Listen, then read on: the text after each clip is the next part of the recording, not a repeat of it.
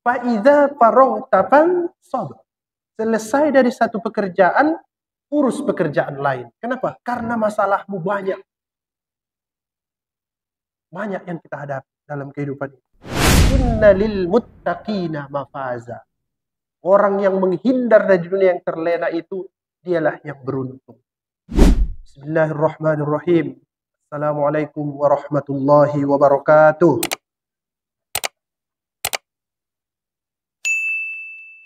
Alhamdulillahi rabbil alamin. Wassalatu wassalamu ala ashrafil anbiya'i wal mursalin. Wa ala alihi wa ashabihi ajma'in. Subhanaka la ilma lana illa ma 'allamtana innaka antal alimul hakim. Saya hormati bapak-bapak, ibu-ibu, orang-orang tua saya, anak-anak muda yang pada malam hari ini kembali mau belajar tafsir, pertemuan yang ke-145 kali. Alhamdulillahirabbil alamin. Sekarang kita pelajari surah An-Naba dari ayat 6 sampai ayat ke-11. Sebenarnya Bapak Ibu, bisa satu ayat satu pertemuan. Tapi saya coba-coba buka tafsir yang besar-besar itu, dia jadi mutar, payah kita pahami. Jadi gini aja damai-damainya. Kita buat seperti ini, tapi nanti ketika terbit jadi buku ini, bukan ini. Tapi dipertajam lagi lebih jauh. Begitulah itu. Jadi yang itu untuk masyarakat luas, ini untuk konsumsi kita lah. Apa kata Al-Quran? Pasti ibu-ibu hafal.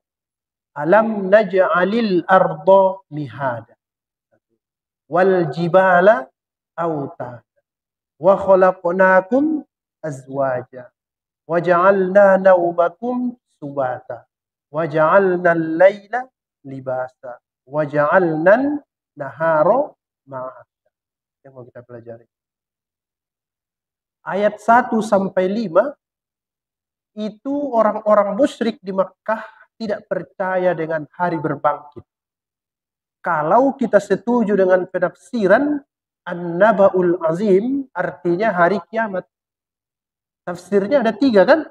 Bisa Al-Quran, bisa hari berbangkit, bangkitnya tubuh manusia, bisa juga hari kiamat. Nah, kita ambil penafsiran yang ketiga itu, musyrik tidak percaya dengan Naba'ul Azim. Ayat kedua dari An-Naba itu ada yang disebut dengan hari kiamat. Jadi kata Al-Quran begini. Apa susahnya bagi Tuhan mengatur hari setelah hari kiamat, sedangkan mengatur dunia ini pun dia sanggup. Begitulah kira-kira munasabah. Bagaimana pengaturan Tuhan itu? Kita lihat di alam raya ini. Bukankah kami telah menjadikan bumi sebagai hamparan? Lihatlah Pak, dunia ini. Hamparan. Mungkin aparannya ini dalam bahasa Mandailing. Cocoknya. Ya. Tadi saya, benar nggak ini untuk menjemur padi itu? Karena sama aja kan, melebar dia, hamparan. Dan gunung-gunung sebagai pasak. Itu nggak pas sebenarnya. Yang pas artinya itu paku besar. Itu dia. Coba saya pilih kata yang singkat, nanti ada penjelasan. Pasak itu bisa juga yang kecil. Itu kalau roda pedati itu Pak. Supaya rodanya itu tidak mutar dengan sumbunya, diletak pasak di situ. Nah, begitulah fungsi gunung itu. Nanti kita lihat lebih jauh. Setelah itu apa? Kami ciptakan kamu manusia azwaja. Berpasang-pasangan. Berpasang-pasangan. Kemudian kami jadikan tidurmu untuk beristirahat. Tidur. Ini tidur ini nggak bisa dibeli ini. Yang bisa dibeli spring bed. Bisa dibeli ini. Tapi dijadikan Tuhan tidur. Kami jadikan malam sebagai pakaian. Apa maksudnya? Itu majaz. Nanti kita jelaskan. Kami jadikan siang, sebenarnya terjemahnya untuk hidup. Itu terjemahnya. Tapi bisa juga sarana penghidupan, apa itu? Makan dan minum. Makanya saya buat penghidupan. Itu dulu. Saya lebih sepakat terjemah penghidupan. Baru kita pelajari. Bumi dijadikan hamparan. Gunung dijadikan pasang. Manusia diciptakan berpasang-pasangan. Dijadikan tidur supaya bisa istirahat. Dijadikan malam sebagai pakaian. Dan dijadikan siang untuk mencari kehidupan. Teratur semua, Pak. Bumi sebagai hamparan. Apa bahasa Arabnya? Mihada. Mihada bahasa Arabnya. Nah, ada ungkapan begini. Utlubul ilma minal mahdi ilal lahdi. Tuntutlah ilmu dari buayan. Inilah dia itu. Mihad. Kalau mahdun itu mufrad. Singular. Kalau mihad, jamak plural. Apa artinya? Buayan atau ayunan. Ayunan bumi. Dia sebut bumi itu ayunan. Mihada. Dia sebut bumi itu buayan. Mihada. Mahdun, mahdani, miha. Buayan. Apa maknanya itu, Ustaz? Namanya itu bisato. Nah, bisato apa artinya? Hamparan sesuatu yang dihamparkan. Ini dia tadi. Seperti tikar. Ini tikar ini pun macam-macam. Dulu ada di kampung, masih ada nggak itu, Pak? Tikar dari apanya? Bahasa Indonesianya? Bayon. Apa bahasa Indonesia? Ini payah ini. Pandan. Itu kalau lama dia kita gulung, pas kita hamparkan kembali, payah itu. Nanti dia apa itu balik? Bengkok lagi dia balik. Tapi kalau sudah lama dia kita hamparkan, payah juga digulung. Tikar. Bumi bukan yang itu. Bukan yang itu dia. Makanya dia sebut maknanya seperti permadani. Nah, ini baru. Kalau permadani itu lebih stabil itu, Pak. Dari tikar-tikar itu. Iya kan? Lebih stabil. Makanya dihamparkan. Nah, karena dia hamparan, kita lihat ya, Pak. Kalau tadi tikar yang tergulung-gulung itu, nyaman nggak ditiduri? Tidak. Yang nyaman ditempati kalau hamparannya itu stabil. Enak dia ditiduri. Kalau dia hamparan, Ustadz, apa maknanya itu? Ayunan yang membuat kenyamanan. Tidak nyaman, ada gunung. Nah, ini baru. Nampaknya pendek pikiran manusia. Kalau tidak ada gunung, tidak nyaman lagi di dunia ini. Tahu apa yang terjadi, Bapak Ibu? Goyang. Nah, jadi kenyamanan dalam versi manusia itu pendek aja. Yang penting rata semua, nyamanlah itu. Itulah awal pikiran manusia itu. Kita pun sering begitu itu. Sebelum nikah dulu, kita anggap tidak ada riak-riak. Nyaman aja semua dalam kehidupan itu kan. Rupanya macam-macam yang terjadi. Pendek pikiran manusia. Di mana itu hubungan pernikahan itu bagus? Di Facebook. Itu bagus itu. Di Instagram, di TikTok. Saya baru lihat-lihat berita artis-artis itu. Macam-macam. Itulah dia. Pendek pandangan manusia itu. Nah, sebenarnya Bapak Ibu sekalian, biarpun banyak gunung-gunung di dunia ini, banyak kehidupan itu yang naik turun, selama ikut aturan Tuhan, ada itu kenyamanan. Tapi, satu yang perlu diingat, kenyamanan yang kita dapat di dunia, itu bukan kenyamanan yang asli. Bukan. Ada itu nanti yang lebih nyaman, nah itulah ayat-ayat sebelumnya itu apa? Hari kiamat. An-Naba'ul Azim. Ini mengajarkan kepada kita, kata Syekh Sya'rawi itu, bahwa kenyamanan yang didapati manusia itu bertingkat-tingkat. Nyaman di dunia, iya. Ada yang lebih nyaman dari itu? Ada. Nanti di akhirat. Kata Ibnu Sina begini tentang kenyamanan itu. Apa yang paling nyaman di dunia ini? Katanya tidur. Tidur. Ada yang lebih nyaman dari itu? Ada. Jawabannya mati. Iya kan? Karena kalau tidur masih masuk masalah. Mana buktinya? Mimpi. Ada lagi mengganggu mimpi, tercekek leher awak. Rupanya bantal ada di situ. Tapi kalau udah mati, mau dicekek setan pun tidak ada lagi rasanya itu. Berarti lebih nyaman tidur daripada, lebih nyaman mati daripada tidur. Jadi bertingkat kenyamanan itu. Kata filosof begitu. Lebih nyaman lagi kata dia, setelah hari berbangkit, masuk ke dalam surga. Bertingkat-tingkat. Jadi biarpun Al-Quran mengatakan bahwa di dunia ini mihad, nyaman, kenyamanannya itu terbatas. Ya pasti itu Pak. Selesai dari satu masalah, muncul masalah baru. Ada itu, di Al-Quran itu, dia sebutkan. Mudah itu. Fa'idha farogta fansab. Selesai dari satu pekerjaan, urus pekerjaan lain. Kenapa? Karena masalahmu banyak. Banyak yang kita hadapi dalam kehidupan ini. Nah, jadi sekali lagi, kenyamanan itu bertingkat-tingkat. Nah, itulah maksudnya Pak. Bumi dijadikan mihad. Apa tadi itu? Hamparan, ayunan, buayan untuk kenyamanan manusia. Kalau disebut dia buayan, biasanya mana lebih lama anak-anak tidur di buayan atau tidak di buayan, Pak? Iya kan? Sampai kadang, mohon maaf, buang air kecil pun anak itu tahan dia itu di buayan.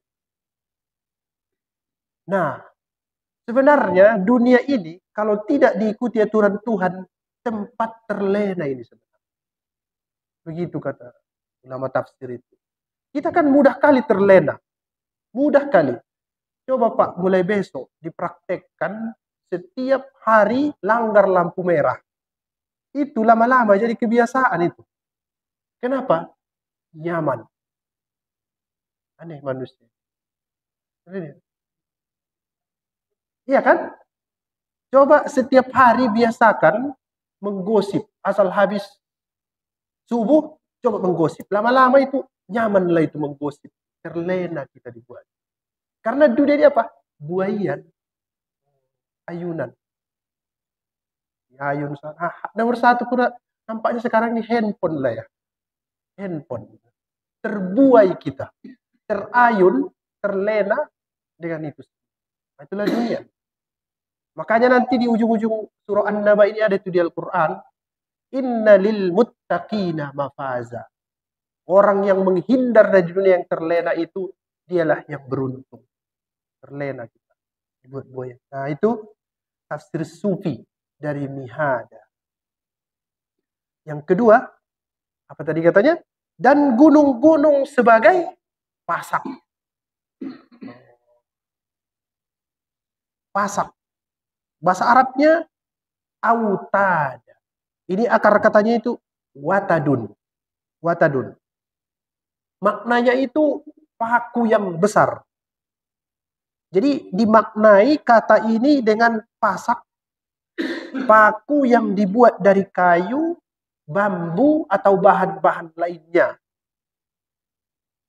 Itu yang punya pedati, tahu itu Pak, pasak. Ada pasak. Bagaimana menengoknya supaya mudah? Camping. Nah itu dia, yang di sudut-sudut itu namanya itu pasak. Nah, dulu di zaman Rasulullah Shallallahu Alaihi Wasallam, rumah-rumah orang Arab itu Pak, camp. Kalau dia pergi musafir, dia pakai itu, camping. Sekarang apa itu ya? Pramuka ya. Nah, Apa fungsi dari pasak itu Pak di kemah itu? Supaya atapnya itu tidak oleng. Tidak oleng dia ke kiri, ke kanan, dan juga tidak terbang. Nah, Bapak Ibu sekalian, tadi saya singgung di awal, fungsi dari gunung-gunung itu pasak untuk dunia ini. Pasak. Dipakunya dunia ini Pak ke dalam sehingga tidak goyang.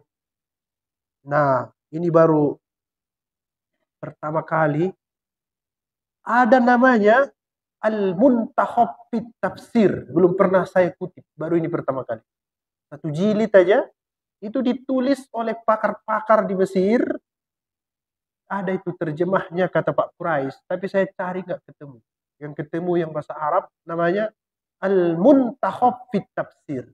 Dia tulis di situ banyak tentang hakikat-hakikat ilmiah dalam Al-Quran yang menjelaskan kaitan Al-Quran dengan ilmu alam. Nah, inilah dia. Ini kalau dia apa? Kaitannya dengan ilmu bumi ini Pak. Apa itu? Geologi ya. Geologi kan? Nah, ilmu bumi. Nah, kata geografi. Bawah. Nah, bawah. Ini cerita bawah ini nanti Pak. Nah, katanya begini. Di tafsir itu, saya coba terjemahkan sedikit-sedikit. Lapisan padat kerak bumi itu, lapisannya itu Pak, itu tebalnya itu 60 kilometer itu. Di tafsir itu ditulisnya. Yang nulis tafsir itu banyak peneliti juga, bukan cuman tidak macam saya ini Pak, hanya baca, enggak. Mereka meneliti ke lapangan baru ditulis di tafsir. Kalau kita tak sempat ke lapangan lagi, tak siap makalah ya kan. Kalau mereka memang pergi, makanya tinggal mengutip. Jadi lapisan kerak bumi itu dapat dia meninggi.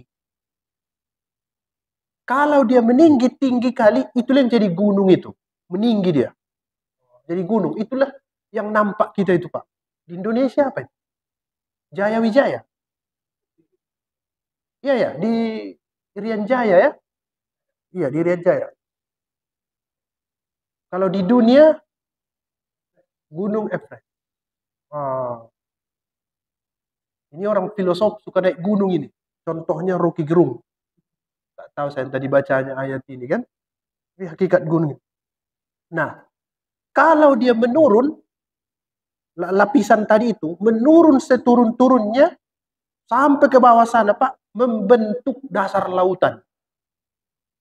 Samudra. Jadi kalau dia tinggi, tinggi setinggi-tingginya, naik dia. Kalau dia turun, turun seturun-turunnya. Nah, itulah yang membuat dunia ini seimbang. Satu dia ke atas, satu ke bawah. Jadi berimbang dia. Sama beratnya itu jadinya. Tidak terlalu tinggi karena semua meninggi, enggak. Tidak terlalu turun, tidak. Ganti-gantian. Ada yang naik setinggi-tingginya jadi gunung, ada yang turun serendah-rendahnya menjadi dasar lautan. Pasak. Nah, ini keseimbangan ini tidak dia rusak kecuali gunung itu meletus. Ada itu gunung meletus di bawah. Di dalam laut ada itu. Api di dalam lautan itu ada. Ada lahar di dalam itu. Nah, itulah yang buat tsunami itu. Bergetarnya di dalam laut itu, terputus, masuk laut itu, nyambung, keluar dia balik. Nah, itulah naik dia airnya itu. Pasak. Jadi kalau rusak pasaknya ini goyang. Goyang dia dunia. Itu diciptakan Tuhan. Cuma katanya, lapisan kerak bumi yang basah dikuatkan lagi oleh gunung-gunung, itu yang saya sebut tadi, nyambung dia balik, nyambung dia, persis seperti pasak yang menguatkan dinding kemah itu. Nah, ngeri fungsi gunung ini sebenarnya dalam kehidupan kita. Cuma kita nampak yang di atas-atas itu, tapi prosesnya itu panjang. Nah, ada saatnya nanti, setelah dia rusak, tak dibetuli Tuhan lagi. Itulah dibilang Al-Quran itu. Watakunul jibalu kal ihnil manfus. Kamu lihat gunung-gunung itu berterbangan seperti anai-anai. Kalau ini asal meletus, masuk yang lain. Pasang. Ada saatnya nanti meletus dibiarkan Tuhan. Karena penggantinya ini pun terbang. Watakunul jibalu kal'ih. Terbang. Apa tadi Pak? An-nabaul azim. Hari kiamat. Hari kiamat. Alhamdulillah sekarang masih diganti-ganti. Ini putus, ganti dengannya. Ini putus, ganti dengannya. Oh, katanya di Indonesia ini banyak gunung Merapi kan? Untung diganti-ganti Tuhan.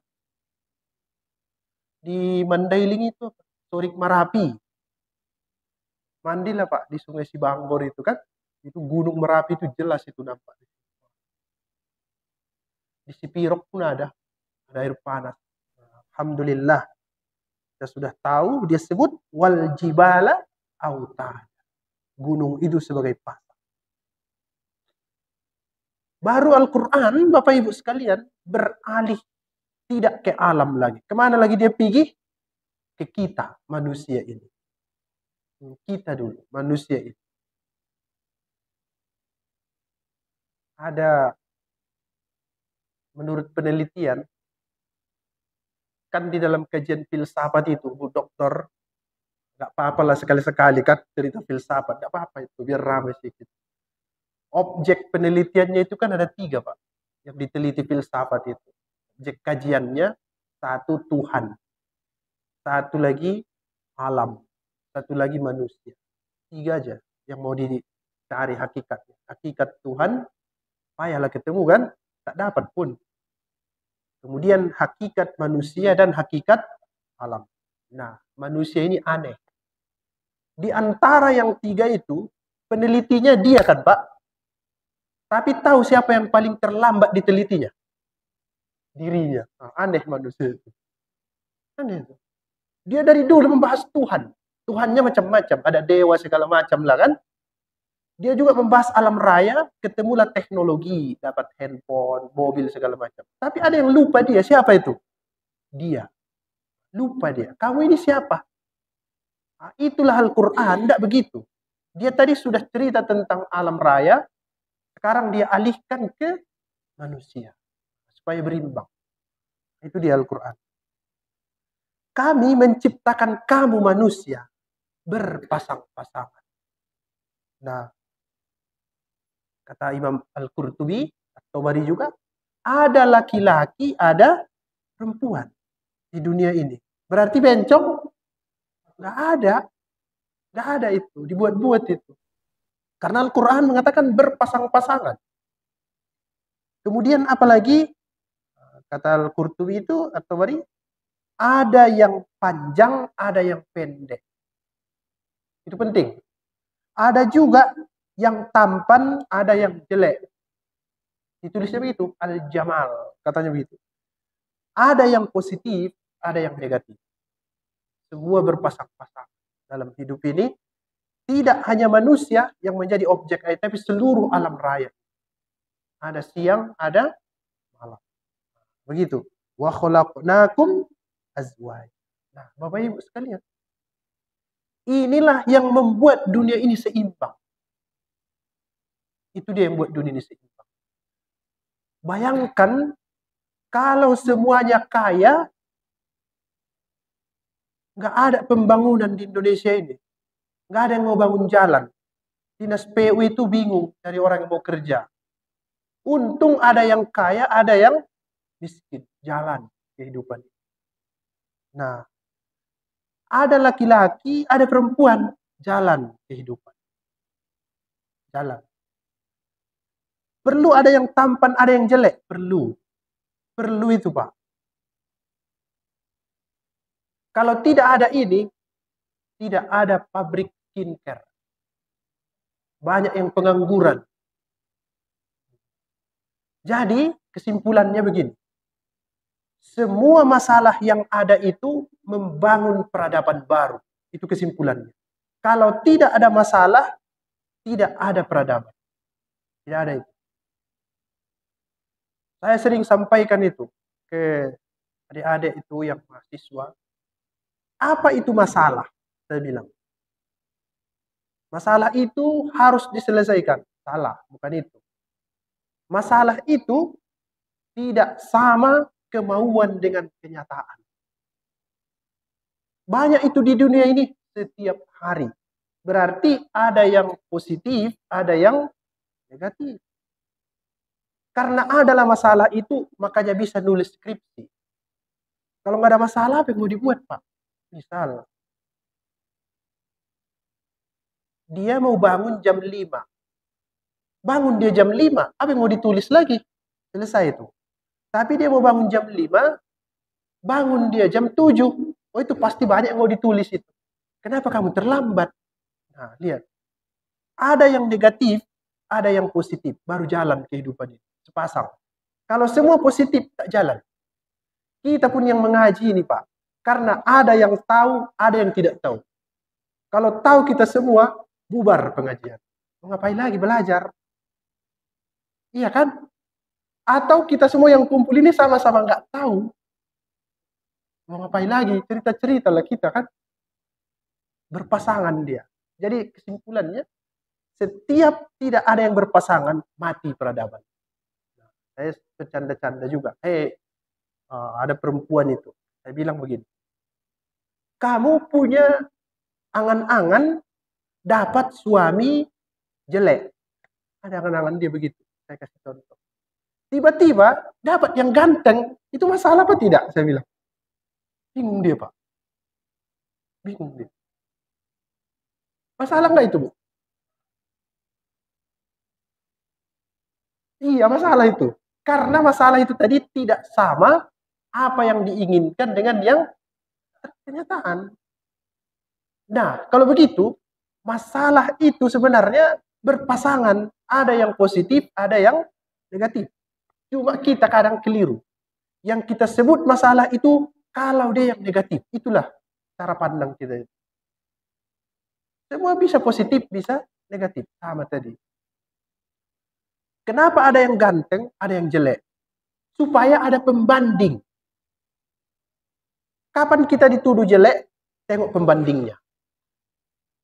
Bayangkan kalau nggak ada pembanding, sama semua wajah kita. Wah, bahaya, Pak. Tak kenal mana anak kita, mana anak orang. Masuk dia ke rumah kita. Bahaya kehidupan itu. Itu masih lumayan itu. Pasangan kita sama semua wajahnya. Diciptakan Tuhan, ada yang ini jelek. Kenapa dia jelek? Tengok pembandingnya. Kalau berkumpul kita di sini, semua tiba-tiba duduk Syahrul Khan di sini, rusaklah kita ini semua. Tapi bisa ada lawan dia, namanya Salman Khan, baru berimbang dia kan, jalan kehidupan. Jalan dia. Ada positif, ada alhamdulillah wa khalaqnakum azwaja. Sama juga, Pak. Diciptakan Tuhan di dunia ini ada kesulitan, ada kemudahan. Fa inna ma'al usri yusra. Karena ada kesulitan, saya kasih contoh. Kenapa manusia ini setengah mati menciptakan media sosial? Ada kesulitan. Kesulitan apa? Berkomunikasi. Sulit. Kalau itu mudah semua, Pak, tidak perlu itu ada Facebook, tidak perlu ada WhatsApp, tidak perlu ada telepon, Alexander Graham Bell kan? Dengan macam-macam. Tidak perlu. Jadi nggak ada pembaruan di dunia ini. Jadi dengan kesulitan itu ada pembangunan. Ini lagu Romai Rahmanya ini sebenarnya. Dengan kesulitan itu ada pembangunan. Kalau semuanya mudah, apa yang kita kerjakan? Tidur. Diamlah kita. Diam. Tidak perlu lagi, mau ngapain lagi? Tapi dibuat Tuhan susah. Nah, karena dulu kita lihat susah-susahnya orang tua kita ke Mekah, sulit. Pasti kita berpikir, apa lawan kata dari sulit? Mudah, berpasangan. Kalau begitu, apa yang kita buat? Buat pesawat. Ketemu jadinya. Kenapa? Ada azwaja. Lawan kata dari sulit adalah mudah. Sehingga manusia itu berpikir, oh kalau ini sulit berarti bisa mudah. Keren kan, Pak, ciptaan Tuhan ini. Kalau kita sikapi dengan bagus ya. Tapi kalau kita sikapi dengan emosi, nggak ada paket aja bisa marah-marah kita itu kan. Itulah dia. Jadi ada. Semua kosakata itu juga ada lawan katanya. Namanya antonim. Supaya orang tidak bisa di sini beralih ke satu lagi. Baik, terima kasih ya Bapak Ibu sekalian. Mohon izin tak bisa dijelaskan semua ya. Masih banyak uraian-uraian yang belum selesai. Mudah-mudahan tetap istiqomah untuk belajar. Terima kasih. Assalamualaikum warahmatullahi wabarakatuh.